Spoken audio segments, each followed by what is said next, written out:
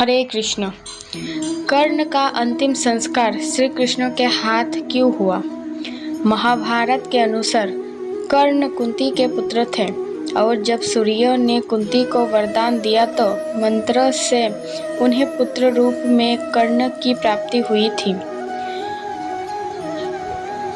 उस वक्त कुंती अविवाहित थी, इसीलिए उन्होंने कर्ण का त्याग कर दिया और बाद में उन्हें एक रथ चालक ने पाला था।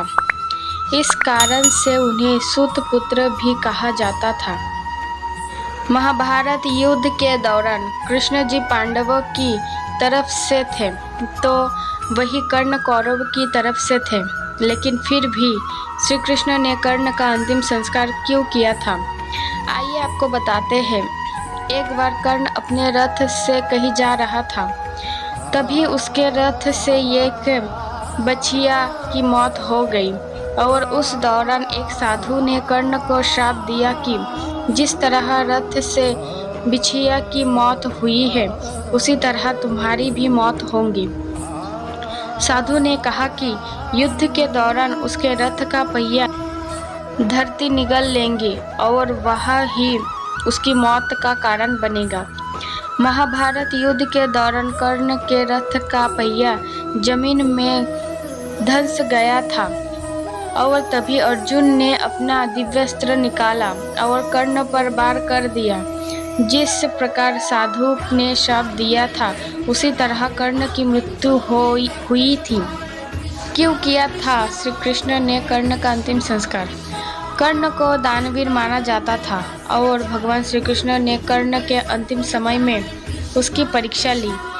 उन्होंने कर्ण से दान मांगा, तब कर्ण ने दान में अपने सोने का कवच तोड़कर भगवान श्री कृष्ण को अर्पण कर दिया। इस दानवीरता से प्रसन्न होकर भगवान श्री कृष्ण ने कर्ण को वरदान मांगने को कहा।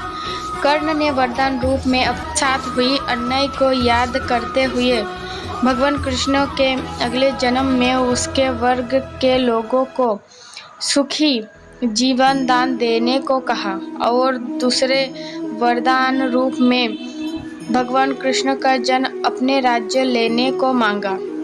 इसके बाद उन्होंने कहा कि तीसरे वरदान आप मुझे दीजिए कि मेरा अंतिम संस्कार ऐसा कोई करे जो पाप मुक्त हो।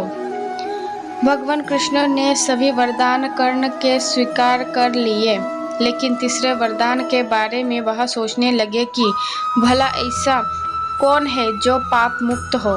वरदान देने के वचन बाध्यता थी, इसीलिए कर्ण का अंतिम संस्कार भगवान कृष्ण ने अपने ही हाथों से किया था।